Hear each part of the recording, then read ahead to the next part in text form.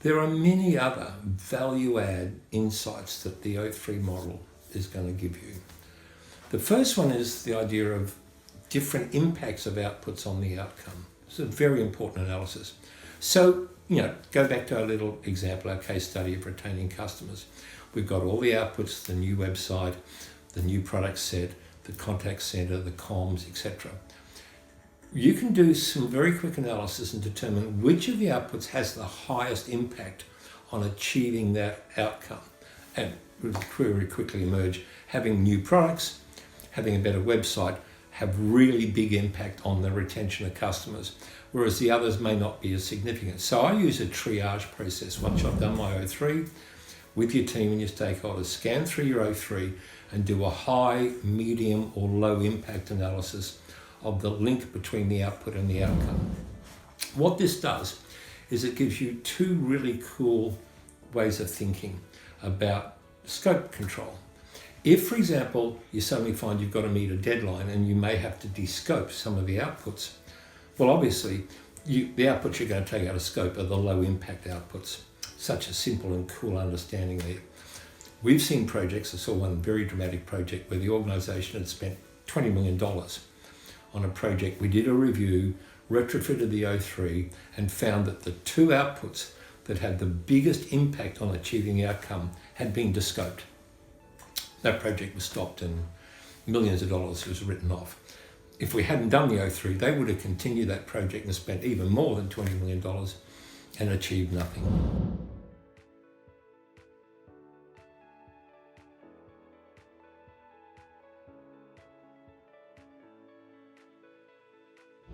So that's the first thing. The second thing is, when you get a scope change and a new output comes in, you've got to do the analysis. If I add that output and the related objective into the scope, does it have a high, medium or low impact on achieving the outcome? If it's got a low impact, you've got a reasonable question to ask, why are we going to change the scope to include that new output? Next thing, this is really important. It drives me absolutely crazy. People throw around the term program without, in many cases, understanding what a program is. The most normal way is to just collect a group of projects happening in the same organisational unit and declare it a program. A much more powerful insight is to consider this. A program is a group of projects only related by the fact they're achieving the same outcome. Let me say that again slowly. The perfect program is a group of projects, irrespective of where they're occurring in the organisation, that are linked together because all their outputs link to an outcome that they share. In our little case study, if we're going to look at our little project that's going to retain customers as its outcome, are there other projects happening in the organisation that are also claiming retention of customers as the outcome?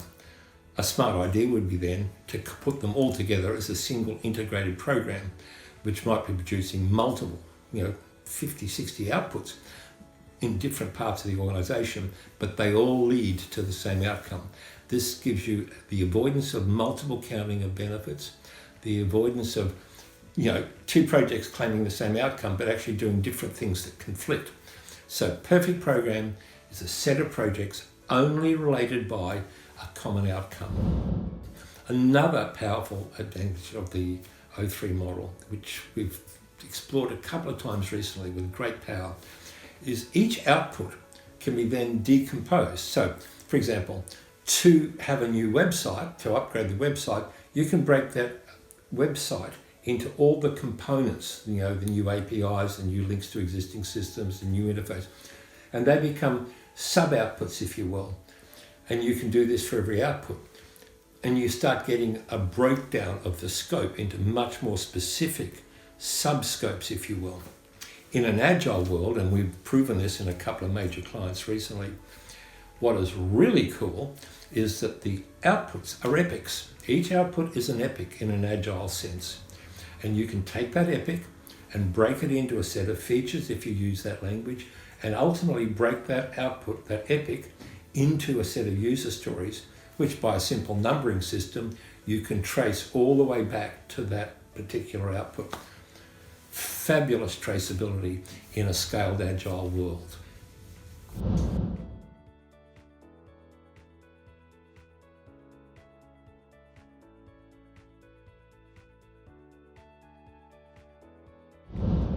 Next point. The worst change that can happen to your project is a change of outcome. This is like the nuclear bomb of changes, if I can use that language. So we're happy on our little project, we're all aligned, linked up to retaining customers.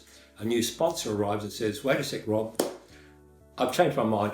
I don't want to use retention as the primary outcome. I want to attract new customers. All of a sudden, you've got a different project.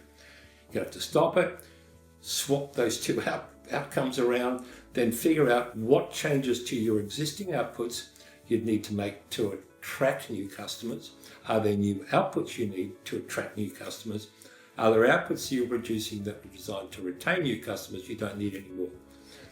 Change of outcome is a catastrophic change event in projects.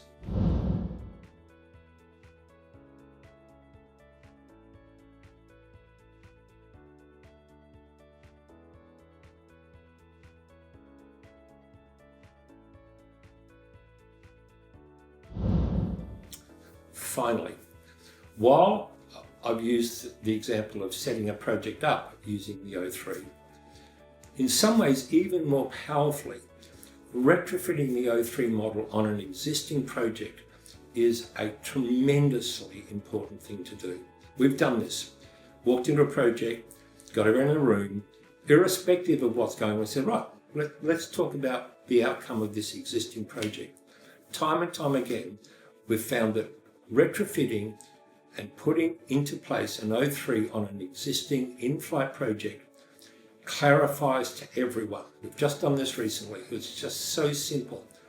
So don't just think the O3's for upfront. It's equally useful to keep your project aligned and keep sure that everyone in the team knows what they're doing today is still aligned to that outcome. Use it up front and use it during the project.